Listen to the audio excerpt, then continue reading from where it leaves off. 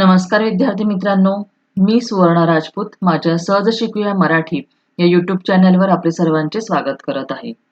माझ्या यूट्यूब चॅनलवरती इयत्ता 1ली पासून 9वी पर्यंतचे काही लेसन्स मी शिकवून टाकलेले आहेत. आज पहिल्यांदाच मी इयत्ता 10वी मराठी अक्षर भारती या पाठ्यपुस्तकाला सुरुवात करत आहे.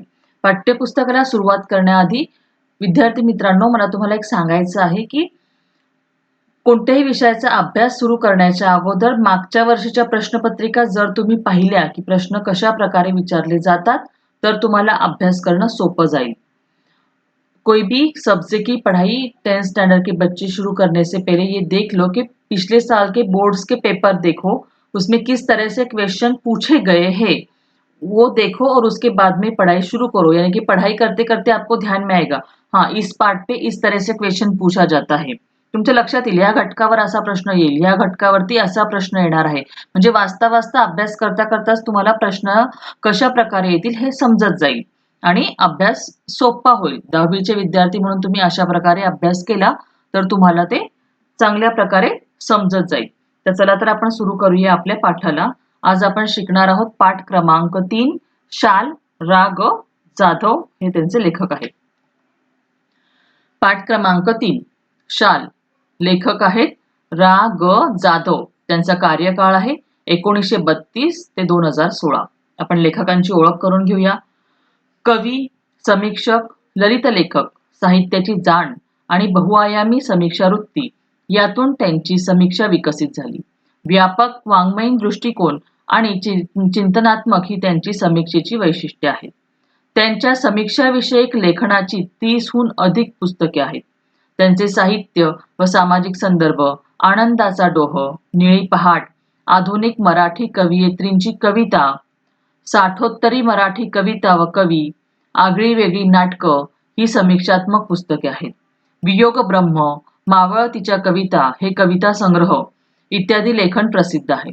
1970 ते 1990 या काळात ते विश्वकोशाच्या संपादनातही सहभागी होते. म्हणजे विश्वकोश निर्मितीमध्ये सुद्धा त्यांचा सहभाग होता. हे आहेत लेखक रा ग जाधव.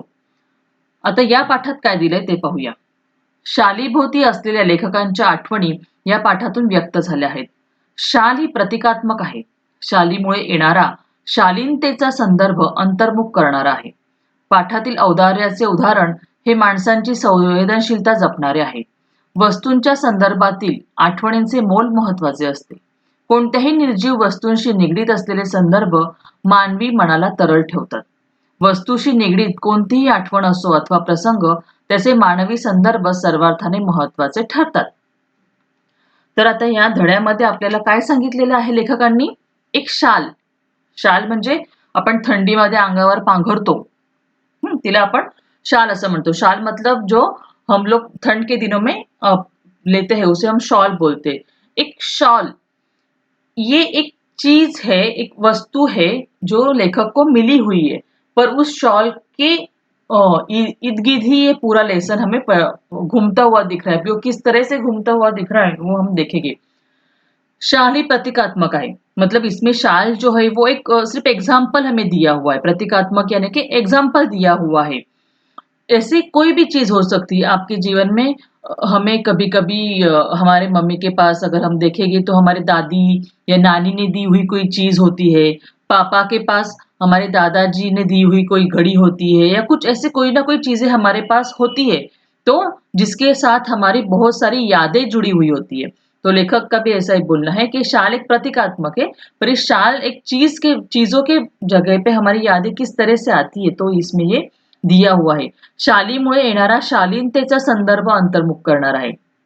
तर शालीमुळे येणारा शालीनतेचा संदर्भ काय आहे ते आपण पाठातच पाहूया. म्हणजे पाठातील उदाहरणाच्या द्वारेच तुम्हाला ते चांगल्या प्रकारे समजणार आहे. आणि या पाठामध्ये औदार्याचे उदाहरण, औदार्य म्हणजे लोकांशी चांगल्या प्रमाणे वागण्याची, उदारतेचं जे उदार वागण्याची जी माणसाची वृत्ती असते त्याला औदार्य असं म्हणतो. तर त्याची संवेदनशीलता म्हणजे भावनिकता, इमोशनल म्हणतो ना आपण, इमोशन, तर इमोशन जपणारं असं माणूस कसा असतो हे या पाठामध्ये दिलेलं आहे. एक इमोशनल इंसान किस तरह से हो सकता है वो इसमें दिया हुआ है. संवेदनशीलता यानी इमोशन.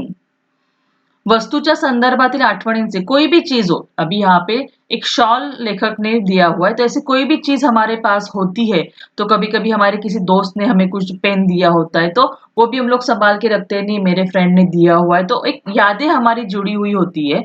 तो चीजों के दौर से हमारी यादें कितनी इंपॉर्टेंट, मोल यानी कि वो इंपॉर्टेंट होती है, कोई भी उसकी कीमत नहीं लगा सकते, तो ये कितना इंपॉर्टेंट होता है वो हमें बताया है। और निर्जीव चीजें, ये तो सब निर्जीव चीजें होती है जो हमारे यहाँ पे मैंने आपको बोला, मम्मी के पास कोई साड़ी हो या कोई गहना हो, पापा के पास कुछ वॉच वगैरह हो, तो वो लोग संभाल के रखते हैं, ये मेरे मम्मी ने दी है, मेरे पापा ने दी है, मेरी नानी ने दी है, दादी ने दी है, इस तरह से। तो ये जो चीजें हैं उनके साथ हमारी इमोशन किस तरह से, मानवीय भावना यानी कि अपनी जो इमोशन जो है वो किस तरह से होती है, और हम उसको जिंदा रखते हैं कि नहीं ये मेरा, इसने दिया हुआ है, इसके साथ मेरी बहुत सारी यादें जुड़ी हुई है, तो इस तरह से हम उसको, उन सब यादों को जिंदा रखते हैं। आणि वस्तूशी निगडीत कोणतीही आठवण आणि प्रसंग असो या मानवी संदर्भात सर्वार्थाने महत्वाचे ठरतात। कोणतीही वस्तूशी, कोई भी चीज अगर हमारे पास होती है तो वो हमारे लिए अगर किसी यादों से जुड़ी होती है तो वो बहुत इंपॉर्टेंट होती है, हम इतने आसानी से वो किसी को भी नहीं दे सकते। तो इसी तरह एक शॉल जो लेखक को मिली हुई थी, तो उसके साथ लेखक की क्या क्या यादें हैं वो हमें इस पार्ट में देखना है। तो चलो हम पार्ट शुरू करते हैं। एकदा मी पु ल देशपांडे यांच्याकडे काही एक निमित्ताने गेलो, काम झाल्यावर मी निघण्याच्या बेतात होतो, तेवढ्यात सुनीताबाईंनी मला थांबवले व विचारले, तुम्हाला शाल दिली तर चालेल का? मी एका पायावर हो म्हटले। पु ल व सुनीताबाईंनी यांनी मला शाल द्यावी हा मला मोठा गौरव वाटला। ती शाल मी माझ्या खोलीतल्या सुटकेसमध्ये ठेवून दिली, वापरली मात्र कधीच नाही। आता पु ल देशपांडे, पु ल देशपांडे हे मराठी साहित्यातले खूप मोठे लेखक आहेत। पु ल देशपांडे ये मराठी साहित्य जो लिखा हुआ है उसके एक बड़े, बहुत बड़े नामांकित लेखक है। पु ल देशपांडे का वो एक विनोदी लेखक है, हास्य लिखन उनका ज्यादा है।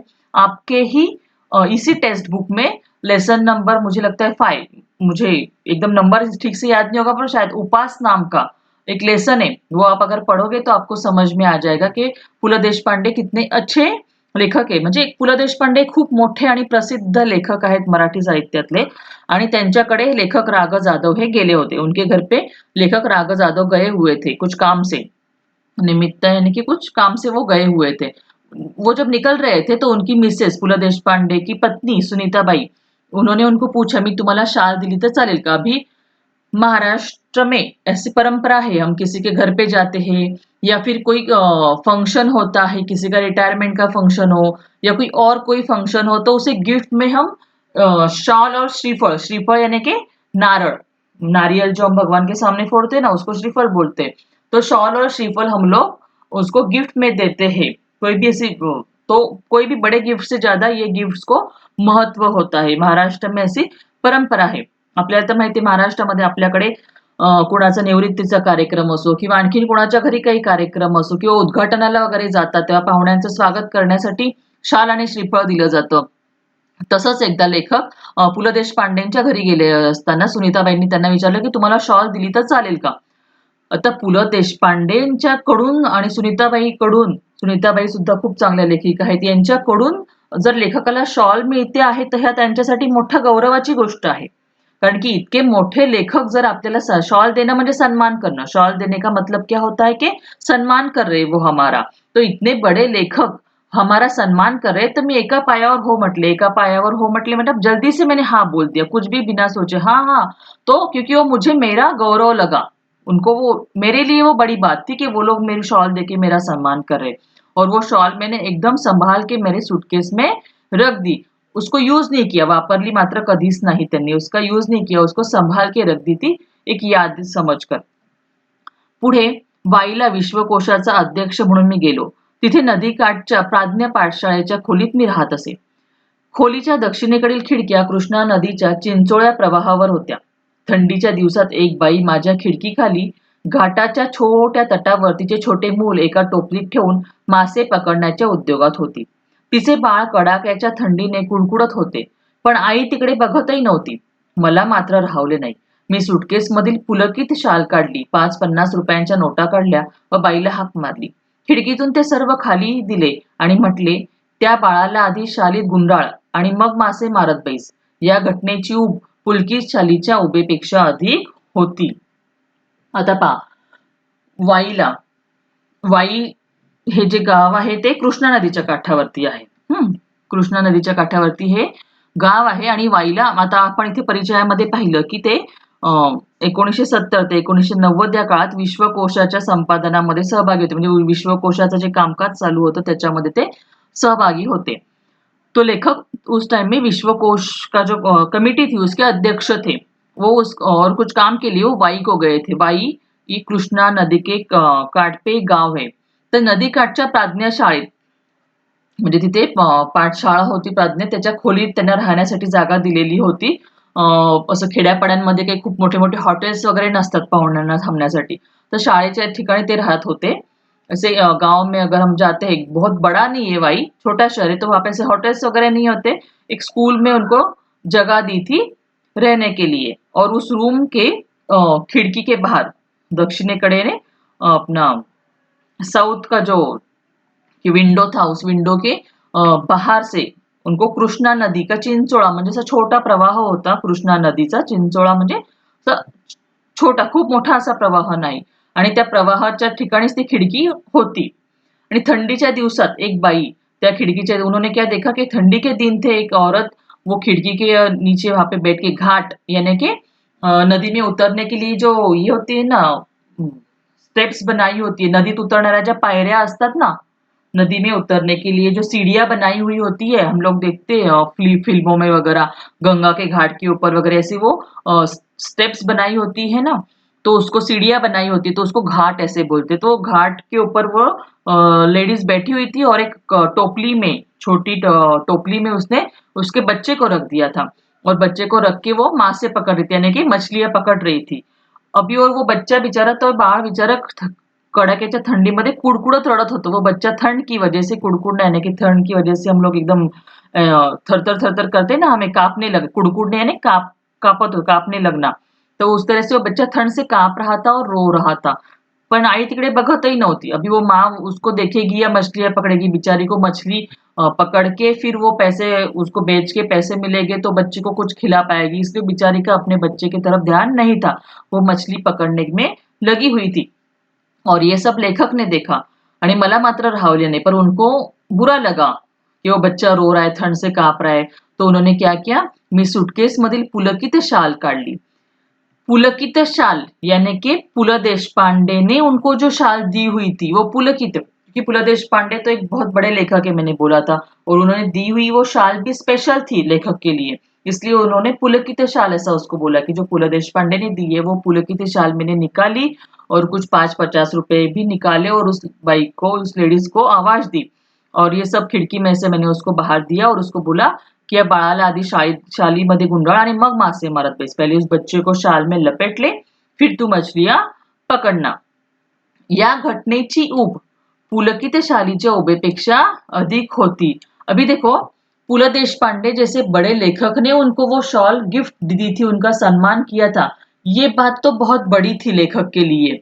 हाँ, पर उसके उससे भी ज्यादा खुशी लेखक को इस बात पे हुई कि एक छोटा बच्चा जिसको कुछ भी नहीं है, ठंड में वो कांप रहा है, उसकी माँ के पास भी कुछ नहीं होगा, इसलिए तो बेचारी मछलियां पकड़ने में, ये तो ऐसे बच्चे को मैंने वो शॉल दी और उसको यूज हो रही है, वो बच्चा भी वो उसको यूज करेगा, तो ये बात लेखक के लिए ज्यादा बड़ी थी. ऊब, घटनेची ऊब. ऊब या शब्दाचा अर्थ पाहिला तर साधारणपणे आपण काय म्हणू शकतो त्याला, उष्णता. उबेचा अर्थ आपण काय म्हणू शकतो साधारणपणे, उष्णता असं आपण म्हणतो, गरम. पण त्याचा शब्दशः अर्थ इथे घ्यायचा नाहीये. ऊब का अर्थ हम ऐसे देखने जाएंगे तो वो कैसा होगा कि गर्मी, पर यहाँ पे वो जो है हमें वो अर्थ हमें यहाँ पे नहीं लेना है. यहाँ पे यानी कि उस घटने का महत्व असं म्हणता येईल आपल्याला, की पु ल देशपांडेंनी ती दिलेली होती शाल, त्याच्यापेक्षा ती शाल एका लहान बाळाला वापरण्यात आली हे माझ्यासाठी जास्त महत्वाचे होते. ये किसी बच्चे को उस शाल का यूज हो रहा है, ये बात मेरे लिए बहुत बड़ी और ज्यादा सम्माननीय थी, ऐसे लेखक का मानना था. कवी नारायण सुर्वे खूप सभा संमेलन गाजवत पुढे ते साहित्य संमेलनाचे अध्यक्षही झाले. परिणामतः त्यांच्या कार्यक्रमांना अहोरात्र भरतीच असे. प्रत्येक कार्यक्रमात सन्मानाची शाल व श्रीफळ त्यांनाही मिळत राही. एकदा ते मला म्हणाले, या शाली घेऊन घेऊन मी आता शालीन बनू लागलो आहे. आता कविवर्य नारायण सुर्वे. कविवर्य नारायण सुर्वे हे सुद्धा एक फार मोठे परिवर्तनवादी कवी, म्हणजे नवीन नवीन कविता, नवीन नवीन विचार त्यांच्या काव्यातून प्रकट होत असतात आणि कामगार नेते सुद्धा ते होते. म्हणजे खूप चांगलं कवी, त्याचप्रमाणे कामगार नेते आणि परिवर्तनवादी त्यांच्या काव्यांमध्ये ना वेगवेगळे विचार त्यांनी प्रत्येक वेळेला मांडलेले आहेत. तर असा मोठा एक कवी की नारायण सुर्वेंच्या कविता म्हटल्या की लोकांची अक्षरशः गर्दी असायची. नारायण सुर्वे ये भी मराठी साहित्य के बहुत बड़े कवि थे और नए नए नए विचार जो थे वो उनकी कविताओं में वो मांडते थे और वो कामगार नेता भी थे. तो इस वजह से कवि नारायण सुर्वे की जहां जहां भी कुछ कविताओं का कार्यक्रम हो तो वहां पे बहुत ज्यादा गर्दी होती रहती थी. आणि पुढे ते साहित्य संमेलनाचे अध्यक्षही झाले. उसके बाद में कवि नारायण सुर्वे जो मराठी का साहित्य सम्मेलन होता है हर साल, उसके अध्यक्ष भी बने. तो मराठी साहित्य सम्मेलन का अध्यक्ष यानी बहुत बड़ी बात मानी जाती है. तो ऐसा होने के बाद तो उनको बहुत ज्यादा प्रोग्राम में बुलाते थे और वहां पे बहुत ज्यादा भीड़ अहोरात्र भरतीच, मतलब रात को हो या सुबह हो उनका प्रोग्राम, गर्दी तो होनी है यानी होनी ही है. भरती म्हणजे जसं समुद्राला भरती येते तशी लोकांची भरती, लोकांची गर्दी त्यांच्या कार्यक्रमांना असते, म्हणजे असायची असं लेखकांनी म्हटलंय. आणि कार्यक्रमाला गेले म्हणजे आपल्याकडे पद्धत आहे की सन्मानाची शाल आणि श्रीफळ त्यांना द्यायचं. हम कैसी पद्धत है कि कोई भी प्रोग्राम में जाता है तो उसे एक टोकन, प्यार का हम लोग बोलते हैं ना टोकन देते हैं, तो इसे उसमें शाल और श्रीफळ यानी कि जो नारियल मैंने बोला आपको, वो नारियल उनको देते हैं एक अपने याद करके, प्यार की भेंट करके शाल और श्रीफल देते हैं. तो वो उनको वो बहुत मिलते थे. एक बार उन्होंने क्या कहा लेखक को, लेखक उनके दोस्त ही थे, तो उन्होंने लेखक को क्या बोला, या शाली घेऊन घेऊन मी शालीन बनू लागलो आहे. की या शाली घेऊन घेऊन मी शालीन बनू लागलोय म्हणजे माझ्याकडे खूप साऱ्या शाली झालेल्या आहेत, असाही त्याचा शब्द होतो. आणि शालीनचा अर्थ होतो नम्र, संस्कारित. शालीन का अर्थ क्या होता है, नम्र, संस्कारित. यानी मैं कितना, कोई भी इंसान अगर बहुत कोई भी बड़े पोस्ट पे भी चला जाए फिर भी उसके अंदर नम्रता और संस्कार ऐसे होते हैं, शालीनता आपण त्याला म्हणतो. तर म्हणजे या खूप साऱ्या शाली घेऊन घेऊन माझ्याजवळ शालिता जमा झाल्या आहेत, त्याप्रमाणे मी शालीन बनू लागलो आहे. पण मी संस्कारित बनू लागलो आहे, मी नम्र बनू लागलोय. हे नारायण सुर्वेंचा मोठेपणा झाला की मी आता बनू लागलो आहे. नारायण सुर्वे हे व्यक्तिमत्वच अगोदरपासूनच खूप संस्कारित आणि नम्र असे ते होते. हे वाक्यामध्ये त्यांनी उपरोधिक, मतलब हम लोग बोलते ना विरोधाभास करके बोला हुआ है कि शाली घेऊन घेऊन मैं शालीन बनू लागलो. शालीन का मतलब क्या होता है, संस्कारित और नम्र. कोई भी अपना गर्व गर्व नहीं होना कि मैं इतना बड़ा हूं, मैं साहित्य सम्मेलन का अध्यक्ष हूं, ऐसा गर्व उनको बिल्कुल नहीं था. तो वो मजाक में बोल गए कि अभी मैं नम्र बनने लगा हूं, पर वो पहले से ही वैसे इंसान थे. जो इंसान पहले से ही अच्छा होता है वही ऐसा बोल सकता है की मैं अभी थोडा थोडा अच्छा बन रहा हूं, वही बोल सकता है. त्यांच्या बोलण्यातील उपरोधिक खोच माझ्याच नव्हे तर कोणाच्याही सहजपणे लक्षात येणारी होती.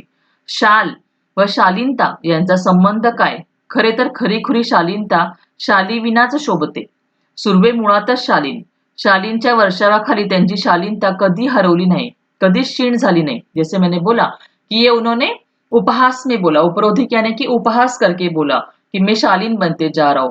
पर ये मैं क्या, कोई भी इंसान बोल सकता था कि शाल और शालीनता का कोई संबंध नहीं है. शाल की वजह से इंसान शालीन नहीं बनता है, बल्कि जब हम किसी को सम्मान करते हैं, किसी को बहुत प्यार करते हैं, तो कभी कभी उन लोगों को गर्व हो जाता है, उनके दिमाग में हवा चली जाती है. बरोबर ना, कोई कोई लोगों को ऐसा होता है. कोणाकोणाला कधी काय होतं, खूप जेव्हा सन्मान मान सन्मान मिळतो त्यावेळेला त्या लोकांना गर्व होतो. म्हणून शाल आणि शालीनता यांचा संबंध काय, असं कवीने म्हटलेलं आहे. पण काय म्हटलंय, खरे तर खरीखुरी शालीनता ही शालीविनाच शोभते.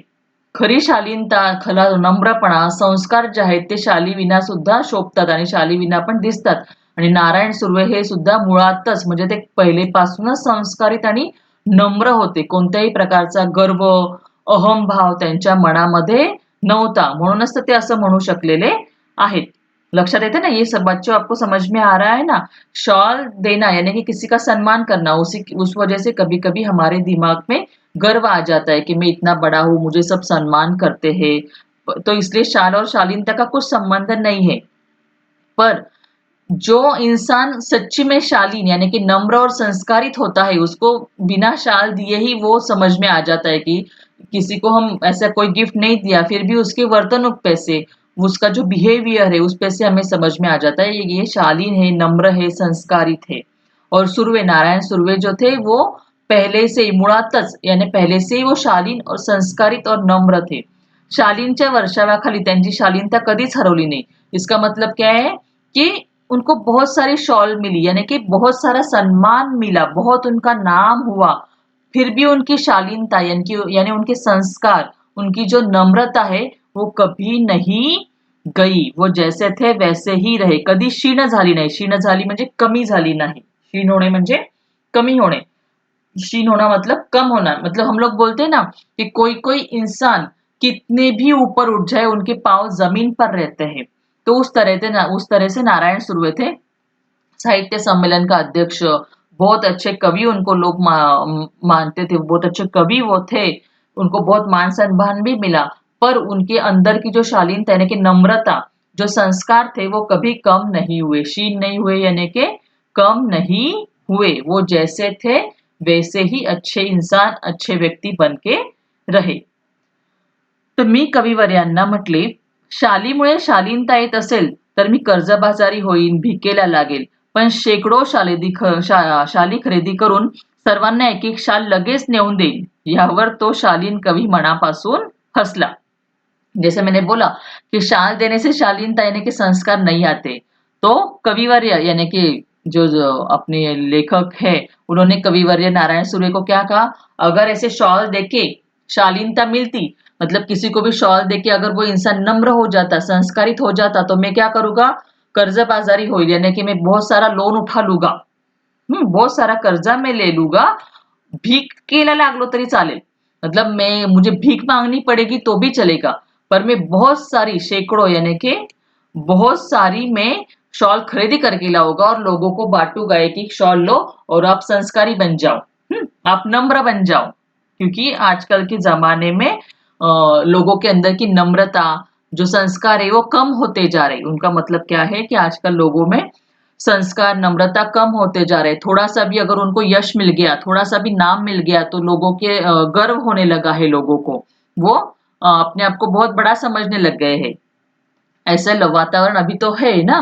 तो कविवर्य ने भी यही बोला, कविवर्य को राग जाधव ने भी यही बोला कि ऐसे लोग होते हैं, तो अगर ऐसे एक शॉल देके कोई नम्र और संस्कारित बन जाता है तो मैं बहुत सारा लोन निकालूंगा, भीख मांगनी पड़े तो भी चलेगा, बहुत सारी शॉल लेके आऊंगा और लोगों को एक एक शॉल बांटूंगा, इसलिए कि वो नम्र और संस्कारित बन जाए।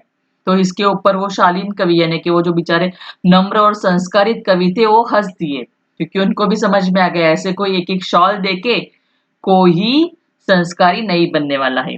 कारण की खरं आहे ना, एक एक शाल देऊन कोणी संस्कारी बनणार नाही, म्हणून त्यांच्याही ते लक्षात आलं की ते हसायला लागले की राघव जाधव विनोद करतायत बुवा, की मी कर्जबाजारी होईल, भिकेला लागेल, पण खूप साऱ्या शॉल घेऊन लोकांना वाटेल आणि लोकांना संस्कारी बनवेल।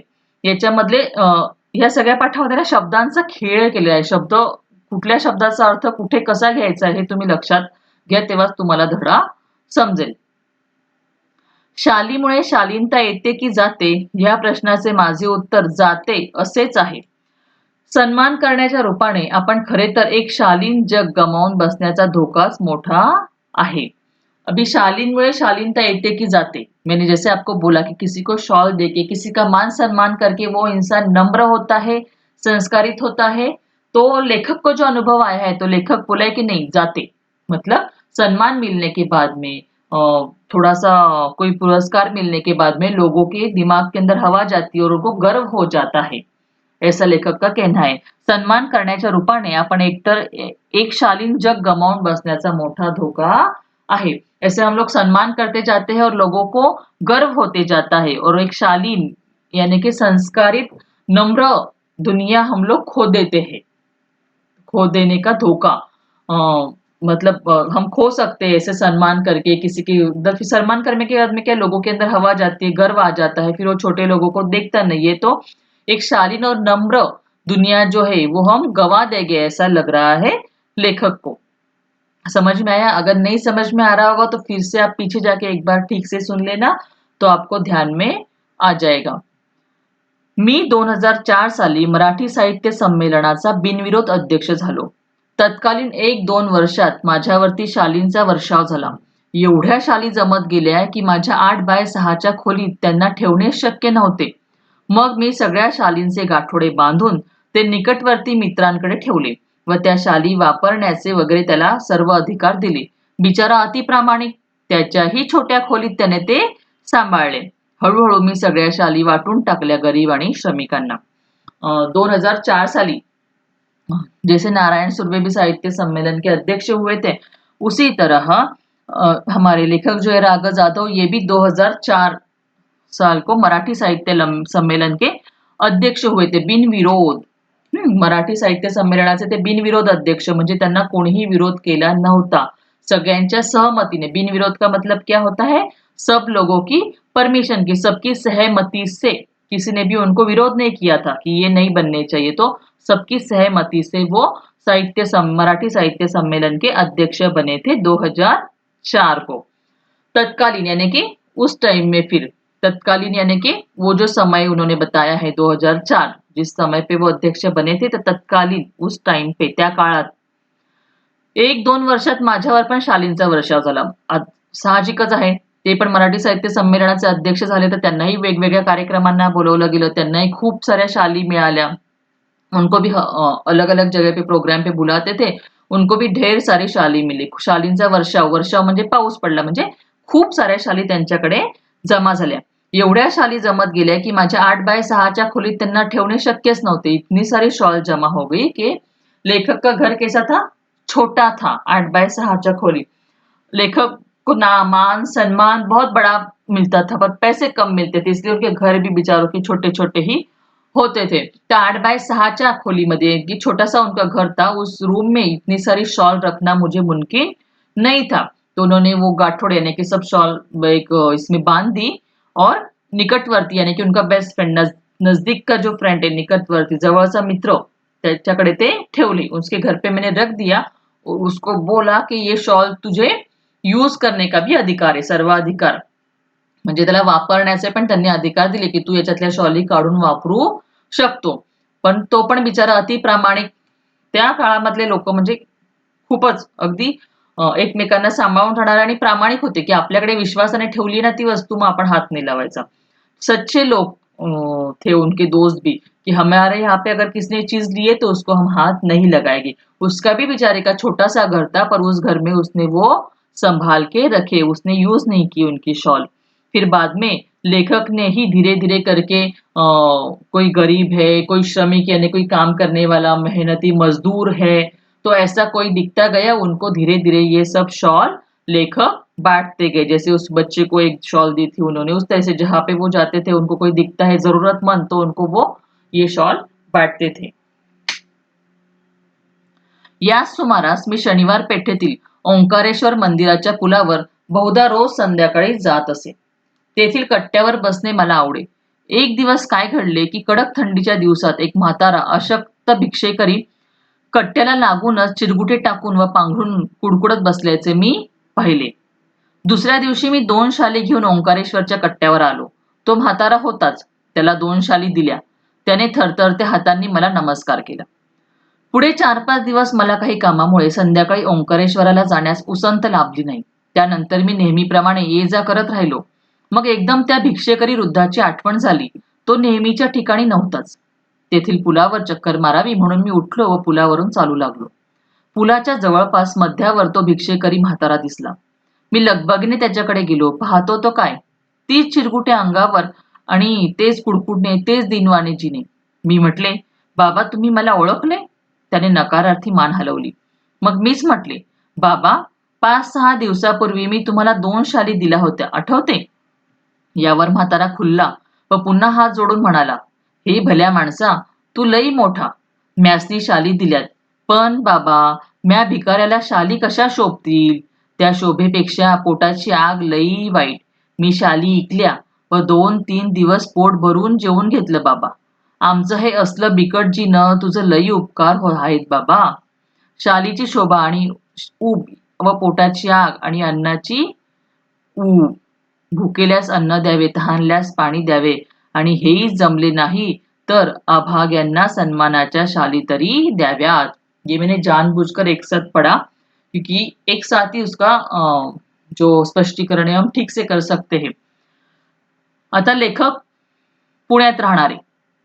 मग ते शनिवार पेठ, पुण्याचा एक भाग आहे शनिवार पेठ.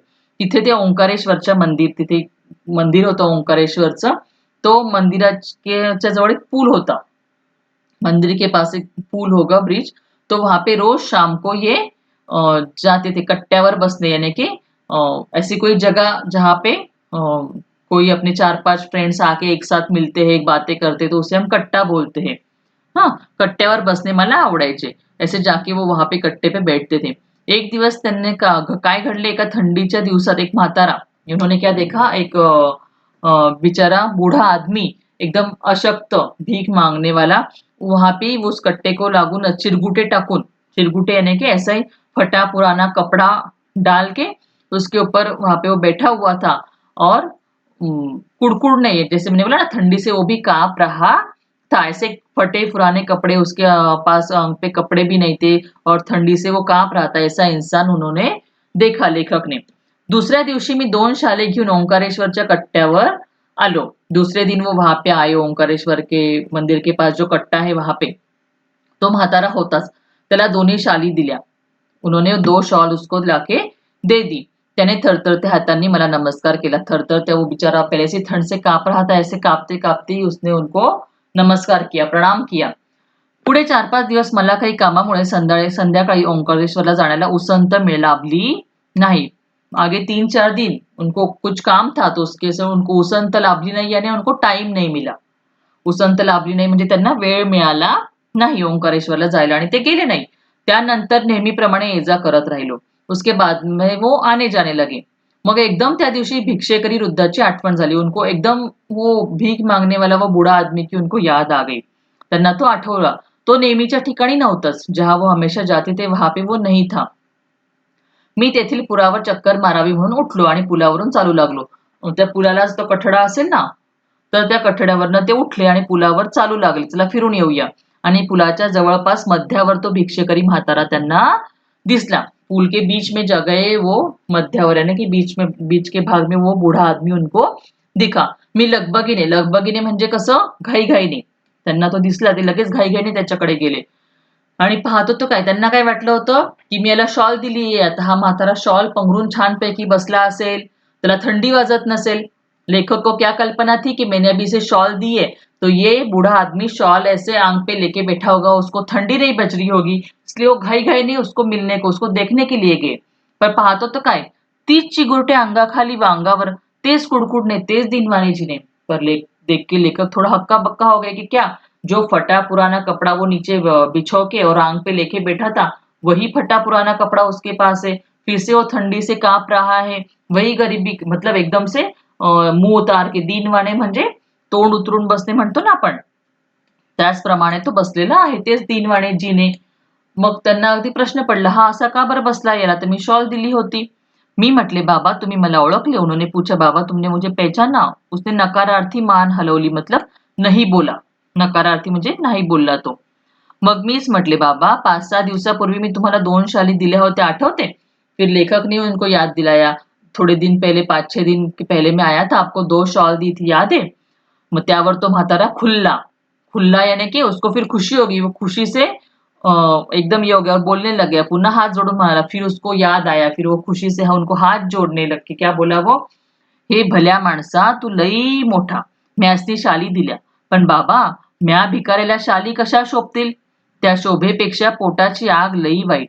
मी शाली इकल्या व 2-3 दिवस पोट भरून जेवून घेतलं बाबा. आमचं हे असलं बिकट जीनं तुझं लई उपकार आहेत बाबा. वो आदमी ने क्या बोला कि भल्या माणसा, मतलब तुम बहुत अच्छे इंसान हो लई मोठा, लई याने की बहुत, खूप, लई म्हणजे काय, खूप मोठा आहेस तू. मैसनी म्हणजे मला, मैसनी म्हणजे मला, मुझे, तूने मुझे शॉल दिया. पण बाबा, उसने क्या बोला, या भिकाऱ्याला शाली कशा शोभतील, मैं तो भीख मांगने वाला आदमी हूँ, शॉल लेके कैसे बैठ सकता हूँ, मुझे थोड़ी वो शॉल अच्छी लगेगी. और वो अच्छा दिखने से अच्छा पोटाची आग, यानी कि उसके पेट में कुछ नहीं था खाने को, उसे भूख लगी थी. पोटाची आग यानी कि पेट में हमें भूख लगती है, कुछ नहीं मिलता है खाने को. तो ये पोटाची आग लई वाईट, लई म्हणजे खूप, ये पेट की आग बहुत बुरी है, खाना चाहिए होता है पेट को.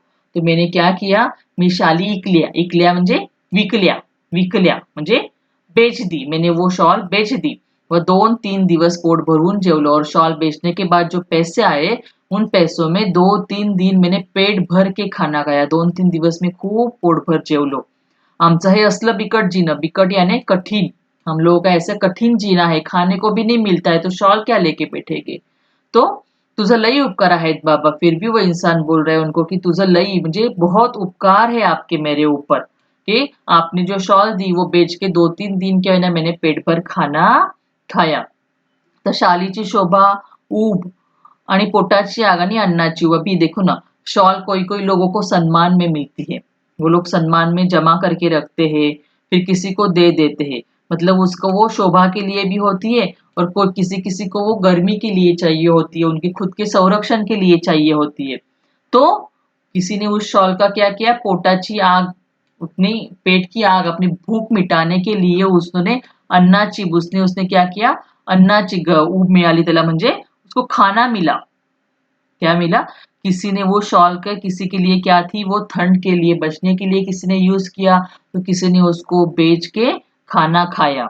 मतलब एक ही शॉल थी, पर अलग अलग जगह पे उसके अलग अलग लोगों ने को वो अलग अलग याद दे गई. बरोबर आहे ना, एकच शाल होती, बरोबर.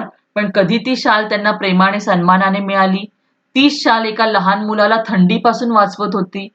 तर तशीच म्हणजे तीच शाल तर त्या माणसाचं, त्या वृद्ध वयस्कर माणसाच्या पोटाची आग त्याने मिटवली. म्हणजे त्या शाली विकून जे पैसे त्याला मिळाले, त्याच्यात त्याने 2 दिवस पोटभर जेवण केलं. म्हणजे शालीच्या किती वेगळ्या वेगळ्या आठवणी आहेत, आणि किती वेगवेगळ्या प्रकारे ते प्रत्येकाने त्याचा वापर केलेला आहे, हे याच्यामध्ये दिलेलं आहे. भुकेल्यास अन्न द्यावे, ज्याला भूक लागलेली असते त्याला अन्न द्यावे, तहानलेल्याला पाणी द्यावे. जो प्यासा है उसको पानी दो. आणि हेही जमत नसेल, आणि हेही पण जमत नसेल, तर अभाग्यांना, मतलब जे बिचारे गरीब दुबळे आहेत, हाँ, जिनके पास कुछ भी नहीं है, ऐसे अभागी लोगों को सन्मानाच्या शाली तरी द्या. म्हणजे आपल्याकडे ज्या सन्मानाच्या शाली पडलेल्या असतात, हाँ, हम लोग जो सम्मान की शॉल लेते हैं और उसको बैग में भर भर के रख देते हैं, सिर्फ उसका यूज कुछ भी नहीं करते हैं. तो कम से कम जिसका हमें यूज नहीं हो रहा है, वो शॉल तो लोगों को दो. जी गोष्ट आपण वापरत नाहीये, फक्त तिला साठवून साठवून ठेवायची, सन्मानाची आहे, माझी याची आठवण आहे, त्याची आठवण आहे म्हणून जमा करून ठेवण्यापेक्षा, जे आपल्याकडे जास्तीच आहे, ज्याचा आपल्याला वापर होत नाही, ते तरी लोकांना द्या. अभाग्यांना, ज्यांच्याकडे ते नाही ते तरी त्यांना द्या. उगाचच्या उगाच साठवून संग्रह करू नका. हेच याला लेखकाला आपल्याला याच्यामध्ये सांगायचं. लेखक को क्या बोलना है, जो कुछ ऐसी चीजें हमारे पास होती, हम लोग सिर्फ जमा कर करके रखते, उसका हमें कुछ यूज नहीं होता है, कुछ फायदा नहीं होता है, सिर्फ याद है, इस चीज की याद है, उस चीज की याद है करके हम लोग जमा करके रखते. तो जिसको उसकी जरूरत है, ऐसे लोगों को अगर आप वो बांटोगे, तो उसका ज्यादा फायदा होगा.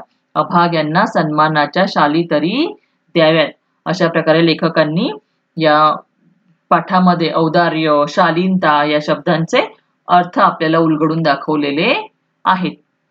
तर विद्यार्थी मित्रांनो, माझा हा पाठ तुम्हाला आवडला असेल, तर नक्कीच तुम्ही चॅनलला लाईक करा, कमेंट करून मला सांगा माझं शिकवणं तुम्हाला आवडते की नाही, आणि सबस्क्राईब करा.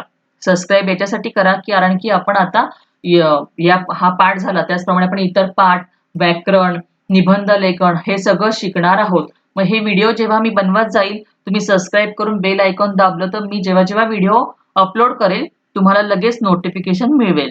आणि आता हा धडा शिकून झालेला आहे, लवकरच याचा स्वाध्याय सुद्धा मी याच्यावरती अपलोड करणार आहे. तर नक्की चॅनलला सबस्क्राईब करा आणि बेल आयकॉन दाबा, आणि तोपर्यंत अभ्यास करत राहा.